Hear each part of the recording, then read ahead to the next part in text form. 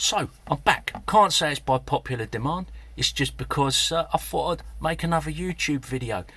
I'll tell you for why. Because I was talking about old school essentials, and old Spikepit glossed over Advanced Fantasy a little bit. And I didn't get to say how clever and great some of the work in this book really is. And to be fair, I thought I'm going to go back and take a little bit of a closer look. Not that anybody's asked me to or anything like that, just because for the sake of completeness I felt I owed it to Gavin. Now, what I think is so clever, and I touched on this before, was the way that in particular the character classes from AD&D or Advanced Dungeons and Dragons, the archetypal classes in there have been converted into basic D&D. Taken a lot of the waffle out that I was not a massive fan of, and I joked about just gimme the fighting man. So what are these classes that I'm talking about? What are you waffling on about, Spikepit? I mustn't forget that there are people that are new to the hobby and that I should be clearer in my explanation. So character classes, we've got Acrobat, Assassin, Barbarian, Bard, Drow, Druid, Dwergar, Gnome. Everybody's favourite, the Gnome. Don't understand the Gnome hate. Put it in the comments if you want to hate on Gnomes. Half-Elf, Half-Orc, Illusionist, Knight, Paladin, Ranger, and Zvervnebflin. You know. Deep Gnome, Bald Gnome, Pale Gnome, Zvervneblin. And then some character races. Drow, Dwergar, Dwarf, Elf, Gnome, Half-Elf, Halfling, Orc, Half-Orc, Human, and our friend again, the Zvervneblin. So you're going, oh, you've read out some of that stuff twice. And that is because in basic D&D, you used to have something that was called Racer's Class. That's where you're just a dwarf. Simple as that. None of this AD&D malarkey where you have a class and a race. Oh, no. But guess what? We've got optional rules for that now, or alternative rules. Clever? Cool? I think so. Let's have a look at one then. And I just noticed it is officially an optional rule, not an alternative rule, in Gavin's words. So let's take a look at the Drow. Because we know that somebody's going to want to play Dritz.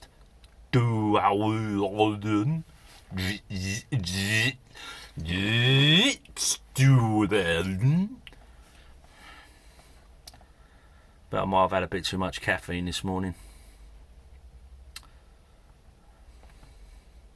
So, you got... There you go. It's the 2-page spread approach.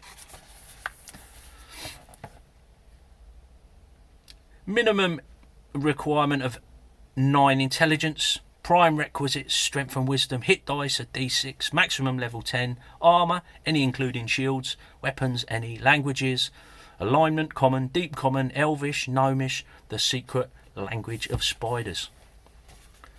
Don't know about an adventurer, should have become a linguist. So also known as dark elves, slender fae, demi-humans, pointed ears, skin as black as a night sky and hair of silver or white. Unless you're playing Games Workshop and they had a phase of having blue-skinned dark elves. I prefer them to be just pale white. But you know, each to their own. Typically weigh about 120 pounds. 5.5 feet tall. Talented fighters gain powerful magic through the worship of their strange subterranean deities. This is just one paragraph. Tells you a bunch of stuff. All you need to know. Prime requisites. You're going to get a 5% bonus if you've got at least 13 strength and wisdom. and if you've got 13 strength and at least 16 wisdom, you gain a 10% experience bonus. So if you've got a bit of a rubbishy character, you get, not only is it a pain and you're sad, but your mates who rolled well, they're getting more experience as well. So you might want to chuck yourself onto the awaiting spears of the next band of adventurers that come into the Underdark and roll up a new character. So what have we got as the drow? Well, you've got detect secret doors, as you might expect, similar to their surface dwelling companions or treetop dwelling companions. They have keen eyes that allow them, when actively searching, to detect hidden and secret doors with a 2 in 6 chance. See a dungeon adventuring in the core rules. I should say that this is what Gavin calls genre rules. So the idea is, if you haven't got one of the kind of the big compendium books where the books are put together and you've got like these little modular books, genre rules will come out. Maybe they're like your Mad Max type rules, or your a bit of a sci-fi release. I can't remember where Gavin's at with this now. I know he's got some ideas, but he's only one man at the end of the day. All this stuff takes time, and eventually I hope to have a little library of books with different genres. Got the classic fantasy at the moment, and I've got these advanced fantasies. So just for clarification. So detecting the secret doors, then divine magic, you look in the core rules in the magic section, but a drow must carry a holy symbol. So a little bit of that cleric idea creeping in. Deity disfavour. Drow must be faithful to the tenets of their alignment, clergy and religion. Drow who fall from favour with their deity may incur penalties. Got a note here on magical research. A drow of any level may spend time and money on magical research. This allows them to create new spells or other magical effects associated with their deity. On reaching 9th level, drow are also able to create magical items.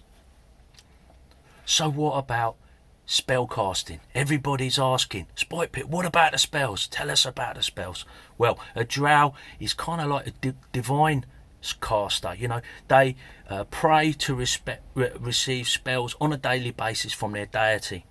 The power and number of spells available to a drow are determined by the character's experience level. Drows cast spells from the standard cleric spell list. At first level, a drow may only pray for light, with the reverse option of darkness, but from second level the character may pray for any spell on the spell list. Drow are also able to pray for the magic user web spell from third level, so really mixing things up. And I'm not being facetious, little things like this make a big difference. And then there's a note, using magic items. As spellcasters, drow can use magic scrolls or spells on their spell list. They can also use items that may only be used by divine spellcasters. So really, like I say, mixing things up. Immunity to ghoul paralysis, that's a carryover from elves. Improvision, but it's improved, 90-foot range. Light sensitivity, this is a tricky one, and if I was running a game and there were drows and they were mixing with other races and going up on the surface, be sure this light sensitivity will be coming into full force. It's a bit of a way all the cool stuff is balanced out.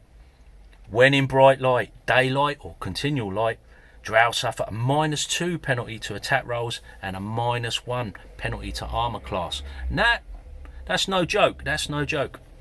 Listening at doors, standard stuff. Now some flavour. Spider affinity. I say some flavour. What I mean is more flavour. All on 2 pages. And part of that's a big old chart and some artwork. So really condensed. Drow live alongside many different species of spiders, including giant spiders. They can speak the secret language of spiders and gain a +1 bonus to reaction rolls when encountering spiders. And I'll tell you what, straight away, I'm going to house rule that. If you can actually speak spider and you can do a good enough job of representing that at the table, I will double your bonus to +2. Now, after reaching 9th level, typically in this sort of older D&D, we would start thinking about domain play, characters getting followers and building fortifications or temples, whatever. So, under 9th level, we have a note. A drow may establish a subterranean stronghold or temple. Stronghold was the word I was looking for. If the drow is in favour with their deity, the complex may be bought or built at half the normal price due to the direct intervention of the deity. Once a stronghold or temple is established, the drow will attract followers. 5d6 times 10 non-spellcasting drow of 1st or 2nd level. The referee decides how many of the followers are 1st and 2nd level and which are archers, infantry, etc. You'll note that Gavin always calls the DM a referee, which makes me chuckle. But obviously that's for copyright reasons. I'm just reading out one class. There's loads more. What else can I tell you? Additional advanced rules. Let's have a look at those. Class abilities, combat, magic, multi-classes, secondary skills and weapon proficiency. Right, poisons. Why are they in there, you say? Well, assassins, basically, I would say. Assassins and drow, nasty individuals who have underhanded tricks and no sense of honour. They resort to poisons. So we've got that double page spread again, talking about bloodstream poisons and ingested poisons. Next up, we get into the optional advanced rules. Limits on turning undead, magic users and staves. Combat now. We've got to talk about combat. It wouldn't be D&D without talking about combat, of course. Attacking with 2 weapons. We know why they're in there. This is, you can't play if you can't fight with 2 weapons. I mean, Legolas as well. You want to play Legolas, 2 weapons. Charging into melee. I always thought there was charging into melee in basic, because you could set your spear. Perhaps missile attacks on targets in melee. Yeah, share friendly fire. Parrying, splash weapons. And that's it, yeah. Once again, double page spread. Magic, multiple classes. Never liked multi-classing me, but if you're into it, it's in there. It's in there. Like I said, attention to detail, thoroughness. Thoroughness should be Gavin Norman. Secondary skills and weapon proficiencies. Ooh boy. Let's have a look at secondary skills. A character's class is assumed to be their primary profession and the focus of all training. However, characters may have picked up secondary skills related to another profession at some point in their lives. This may be the profession of a parent or mentor which the character has picked up to some degree, or it may be simply a skill that the character practices as a hobby. Right, so the way you determine these is you roll a D100 and consult the table. Referee's choice, of course. You could just let people pick. And then using these in the game, you've got the usual suspects: animal trainer, armourer, baker, blacksmith, blah blah blah blah blah, vintner at the end, and roll for 2 skills. Looks like a familiar list. I'm sure that's taken out of a D&D or D&D somewhere. I imagine that's been kept in there for some authenticity for the genre. So how do you use them? You ask. You may well ask. The referee must adjudicate all uses of secondary skills. Generally speaking, knowledge of a secondary skill allows a character to perform the functions of a profession at a basic level. For example, assess the value and quality of an item associated with the skill, make minor repairs to items associated with the skill, or construct simple items associated with the skill. Under no circumstances should a character following the life of an adventurer be able to approach anywhere near the level of skill of a character dedicated to a profession. Wow, that is all summed up on one A5 page. I don't know about you folks. This be a good one for the comment section below. Secondary skills. What do you think about that? I think that is enough for me. That is enough for an adventure. I like that little bit at the end. And like I say, I love OSC. I think Gavin's done a bang up job. I'm not gonna go on and on about this, but we get into weapon proficiency. But you want to know more? Just go out and buy the book, buy the PDF. And there you go. Hope you enjoyed the video. If you would like to encourage me, click the old thumbs up there. Maybe think about subscribing to the channel. I want to grow this thing a little bit.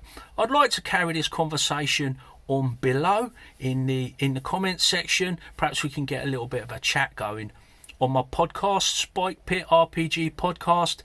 We have this conversation through call-ins. People call into the show and we get a little bit of a conversation going. So the way I see this happening on YouTube is with this comment section. So if that's something you're interested in, you know what to do. In the meantime, take care. I'll catch you again soon.